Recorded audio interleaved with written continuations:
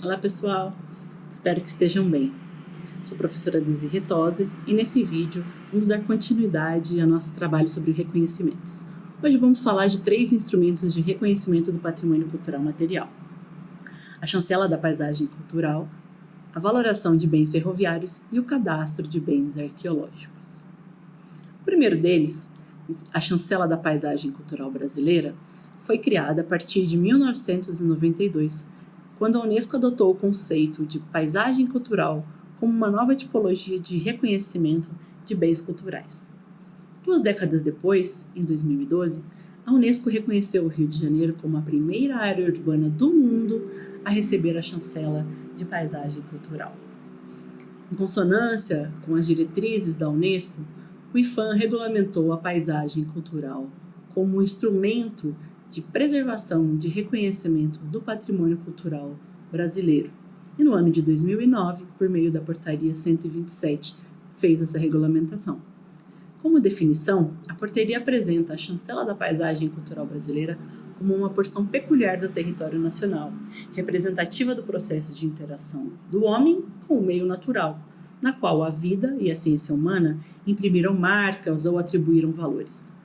A ação de identificação da paisagem cultural implica em caracterizar esses elementos, como, por exemplo, a ocorrência em determinada fração do território, do convívio entre a natureza e os espaços construídos e ocupados, os modos de produção e as atividades culturais e sociais numa relação complementar, capaz de estabelecer uma identidade que não pode ser conferida por qualquer um desses elementos de forma isolada.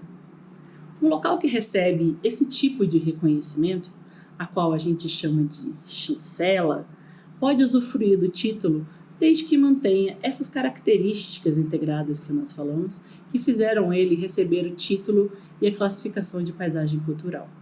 É necessário desenvolver para isso um plano de gestão e estabelecer um pacto entre os poderes públicos, a sociedade civil e a iniciativa privada, para que ocorra uma gestão compartilhada daquela porção do território nacional. Caso os integrantes não cumpram as determinações, e se as características da paisagem forem mutiladas, degradadas ou perdidas, o órgão responsável, como no caso estamos tratando o IPHAN, poderá cancelar essa chancela. Ainda não há uma paisagem cultural brasileira reconhecida. E essa dificuldade em concluir um reconhecimento pelas dificuldades de articulação levou à suspensão dos processos da chancela para que ocorresse a revisão da Portaria 127 de 2009. E aí, como ela não foi concluída até o momento, enquanto essa revisão não ocorre, o procedimento para solicitar a chancela da paisagem cultural continua o mesmo. Então, nesse sentido, como os outros processos, ela é burocrático e deve vir acompanhada da caracterização do que é essa paisagem cultural, expressando a relevância desse bem e a necessidade da sua proteção. Assim, é preciso instruir o processo de reconhecimento com a seguinte documentação: a identificação completa do solicitante, o nome, endereço, CPF ou CNPJ e formas de contato, fotos e imagens que permitam a identificação desse bem cultural como paisagem, sua localização. E, por fim, recebida essa solicitação, o IPHAN dá início à instrução processual a fim de identificar os valores pertinentes e elaborar o pacto que a gente falou aqui com vistas à gestão desse bem cultural. Após essa devida análise dos servidores, cabe ao Conselho Consultivo do Patrimônio Cultural decidir sobre a declaração da chancela. Para saber um pouco mais sobre a chancela da paisagem cultural, dá uma olhada nos materiais disponíveis do site do IPHAN e que estão também na nossa referência bibliográfica. Outro instrumento federal de reconhecimento do patrimônio cultural que nós vamos trabalhar é a valoração do patrimônio ferroviário. A Lei 11.483, de 31 de maio de 2007, atribuiu ao IPHAN a responsabilidade de receber e administrar os bens móveis e imóveis de valor artístico, histórico e cultural, oriundos da extinta Rede Ferroviária Federal S.A., a RFF-SA, bem como zelar pela sua guarda e a manutenção. Desde então, o IPHAN avalia, dentre todo o espólio oriundo da extinta Rede Ferroviária Federal, quais são os bens detentores de valor histórico, artístico e cultural. Esse patrimônio ferroviário, oriundo da rede ferroviária, engloba bens imóveis e bens móveis, incluindo desde edificações, como as estações, os armazéns, as rotundas, terrenos e trechos de linha, até material rodante, como locomotivas, vagões, carros de passageiros, maquinários, entre outros, além de bens móveis, como os mobiliários, os relógios, os sinos, telégrafos e acervos documentais em papel. Para responder à demanda dessa lei, foi instituída a Lista do Patrimônio Cultural Ferroviário por meio da Portaria do IPHAN número 17, de 2022, que reconheceu cerca de 590 bens inscritos. Para inscrição na lista, os bens são avaliados pela equipe técnica da Superintendência do IPHAN nos estados onde estão localizados esses bens e, posteriormente, passam pela apreciação do Departamento de Patrimônio Material e Fiscalização, o DEPAM, cuja decisão é homologada pela presidência do IPHAN.